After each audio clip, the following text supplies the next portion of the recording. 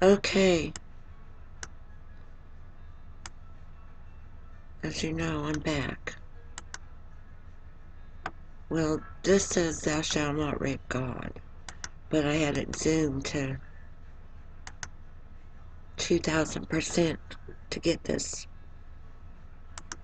a little better. I'll go back up now. Okay.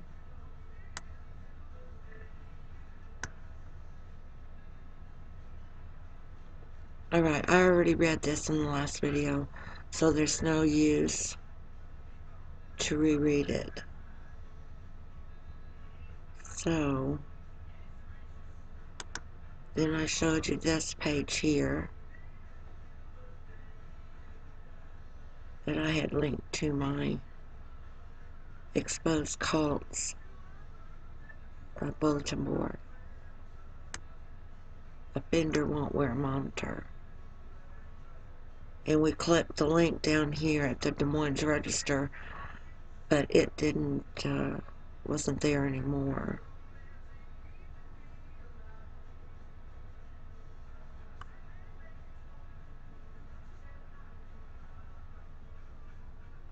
See, on one hand, he refuses a simple requirement of his parole that he be electronically monitored. So, in effect, his religion requires him to choose jail. That's fine. On the other hand, a social worker said he paid for the counseling of his victims. Is this really an issue? Are they so worried about this wacko's feelings that they will seriously consider letting him run loose? What's next? Issuing each potential victim a pager so they can report him if he becomes opportunistic? Did you notice that he will be returned to his wife and kids? See, this person here is on the ball. Here's the name. Oh, I don't need to show you the name, but there it is. A senior member. So yeah, thanks for that insight, senior member. If he becomes opportunistic, you know, that's like a stalker. That's like if I sat on my porch and waited for the high school. Well, it's not the high school now, it's a regular elementary school, I guess. Wait for school to let out and took advantage of opportunities with kids walking by my house. That's stalking.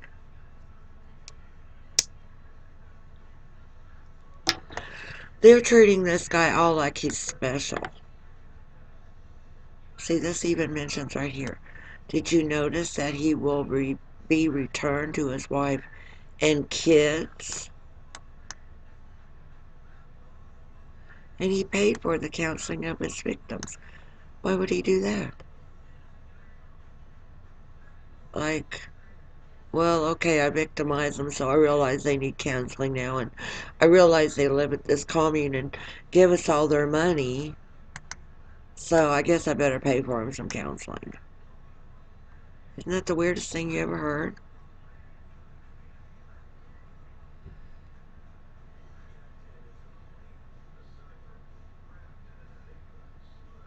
So don't use electricity. Have it use a little two-stroke, and eventually he'll get used to this noise and smoke. Clearly, he cannot feel the terms of his parole. Time for him to go back to prison. There is no constitutional right to parole. He got convicted, and frankly, it's a disservice to his jury to let him out without serving a full sentence. Why the heck do we parole people in the first place? Like, let me get it straightened out in my mind here. Why the heck do we parole people like this in the first place?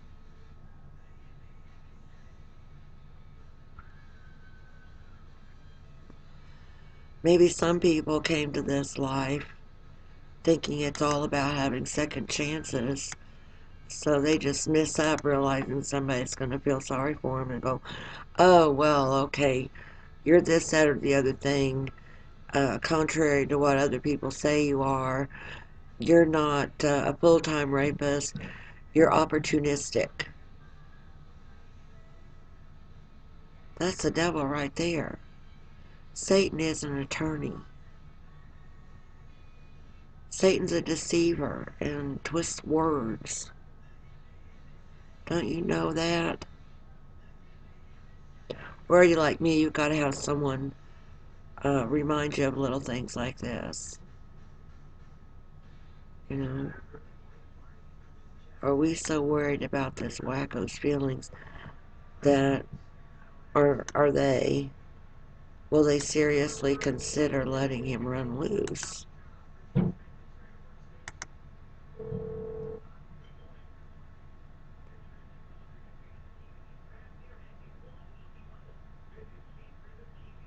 Very interesting topic. This person here felt like they're going to swear.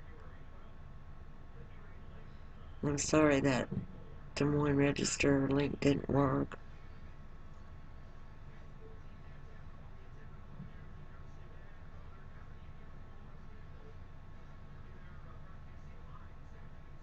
Now, see, I'm not quite sure if this pastor, I think he's a pastor then. I'm not sure.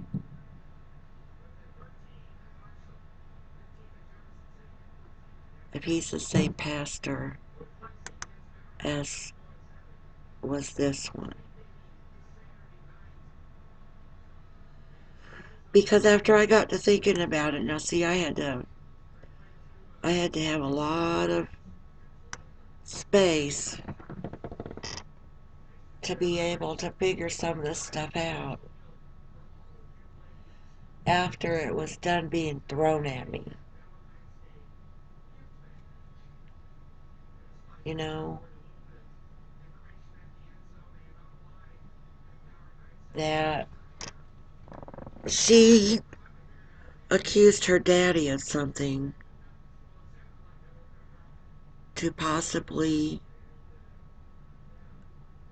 throw the attention off of what was going on up there at the commune. No? Yes? I hardly ever get any feedback. It's very depressing.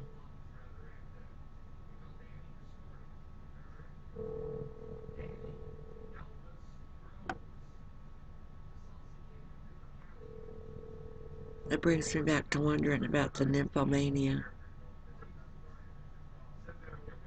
Because of this, maybe it's just the phrasing. It was evident to just about everyone that her little girl's soul was starving for that kind of attention. Was she sex starved? For that kind of attention. That kind of attention. I hate to say it. I try to soft pedal because I don't want to offend anyone. Was she just horny? Or did she have beams? Electromagnetic field caused her to do this. Like an article had, or something I had up earlier. I'm looking for it up here in my tabs. Did they beam her and cause her to masturbate on the church floor?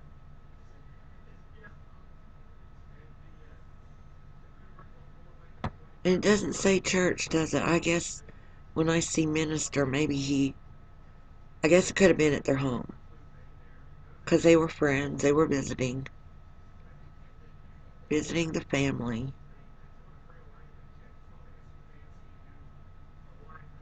He could have walked into, I guess, the kids' room, and there she was doing that.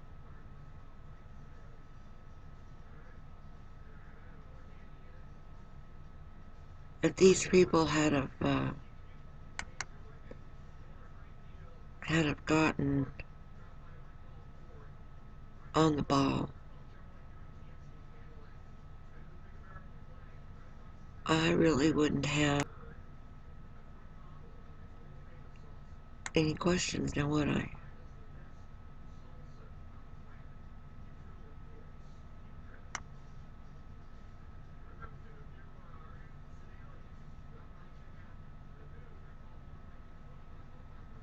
It's upsetting.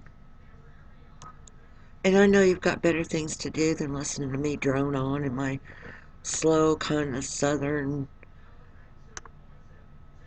take forever way to do things. Keep in mind, I've got brain damage. I know I've got brain damage. There's no way that I couldn't have brain damage. My friend that lived down the street with her grandma part of the time, mostly in summer, um, she got a new neighbor across the street a long time ago. Late 60s, early 70s. And his name was Billy. And he'd sit on the swing on his front porch of his mom's house. And she kind of liked making plays for him.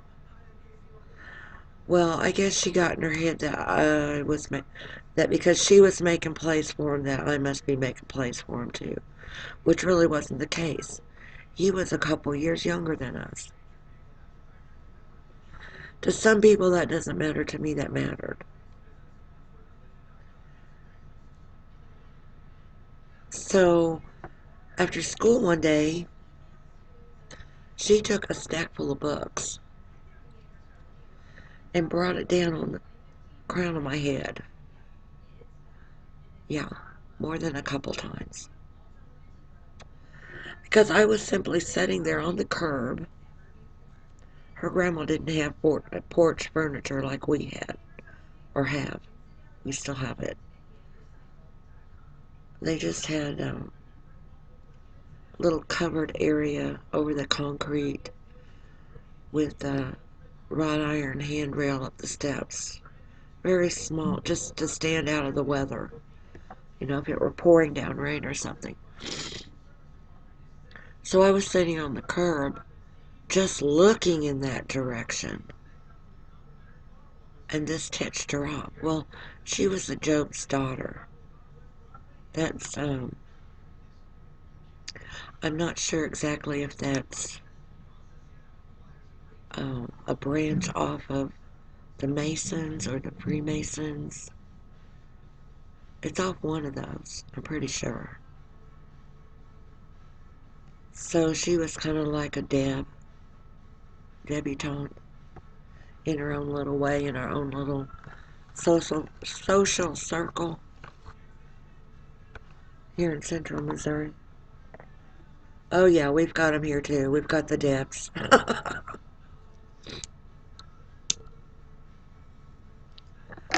But that's where I'm sure part of my brain damage could have come from. There's been a lot of other traumas too involving me and my head, my noggin. By now it's a gourd.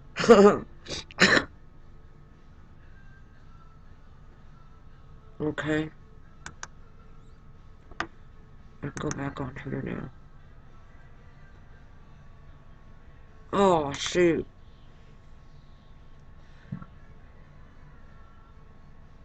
Whatever search term I used for that didn't show back up.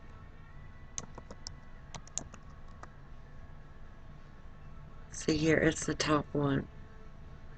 Exposed cults, forums, YouTube. So just type it like right here. Yuku exposed cults. And I have a whole bunch of information on here. And I just use the public forum, so I don't have to bother approving anyone or anything. But it doesn't give all my tags. See, it stops here at R. Maybe because I'm not a paid member. There's a bunch of info that I had gathered.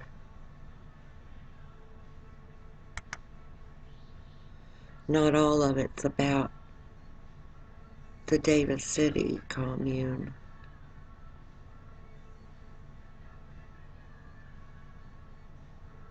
You've got to recover from that.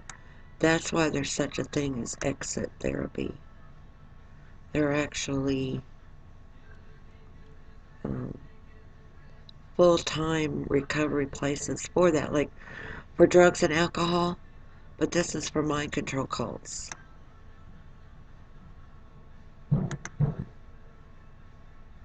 And I went over this one here, all these, and I will put a link to this in the bottom.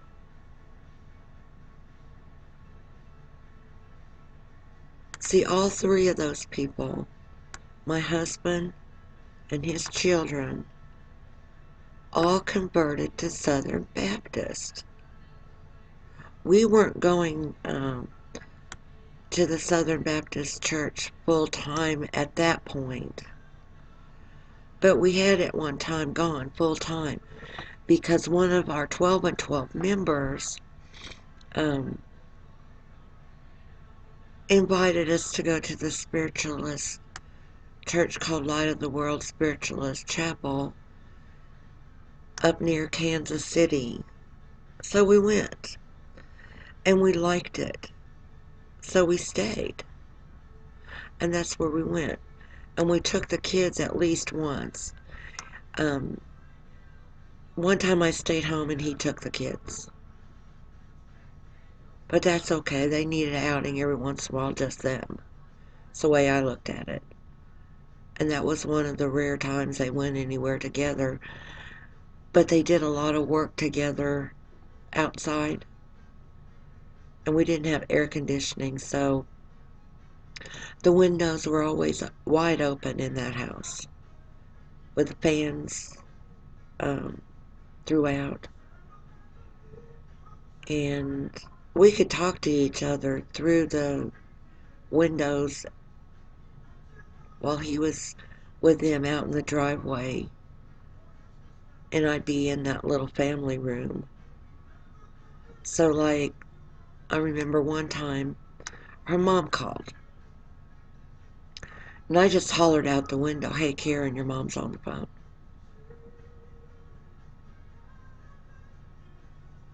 So then she came in, but I'd mentioned before there wasn't a regulation on the phone for the most part, except for when I had placed those little ads, when we could do the free ads if your item was under $50 in the local paper. So I did quite a number of those, but I even went back and found them in the dead files at the library. We had people coming and going after our little ads too, you know. So I did regulate a little bit because of that and said, okay, you can talk to your mom for 10 minutes at a time, but then leave like 10 minutes with no calls, or, hung up with the phone on the hook, because we still had a wall phone, a landline. Excuse me. So that the phone could have a chance to ring in case someone called about our ad. I wasn't trying to diminish their communication at all. I even tried to encourage it because when she started exit therapy, she was given a little spiral bound notebook, a steno with a wire at the top, a little flip book, and her therapist was also trying to encourage her to write. Well, she wrote maybe 2 or 3 lines. I found it later. Excuse me. But if a person doesn't want to write, they just don't want to write. It'd help them. It most certainly would help them. But I remember her writing to her mother, and the first time that she went up to the letterbox by herself to drop uh, some mail in for her mom, I stayed out on the porch, and it was just straight up the block to the south, and I could see her all the way down there and back. It was a clear shot of vision from my side to see, and she went and deposited that all on her own. And the neighbor to the north and west, at the time it was a little rental house, but the woman that rented that house was a friend of her, was the mom of a friend of hers who was a dispatcher at the police station, dispatch agent, or whatever you call them, radio dispatcher. Excuse me. So there was another person she could have alerted to her so-called plight. See what I'm saying? All those opportunities, she didn't do anything about it. She used opportunities to get even with me because of my report on her in the fall of '93. My call on her to the Sedalia Police Department that brought 2 officers to our house to talk face to face with her. I don't know why she couldn't have then blurted something out. I don't know why she couldn't have used that visit to say, you know what? I've never got a really good close-up look at a police car. And do you mind if I go out with you just so I can look at it a minute? You know how most kids are curious. Because she could have gone there and stood in the window and looked and seen what all that was about. But I guess her thinking and my thinking is just so different. Well, I'm going to cut this off, I think, now. Let me check this really quickly and see what I can come up with next time. Yeah, I think I'll be done with this. See you in the next one.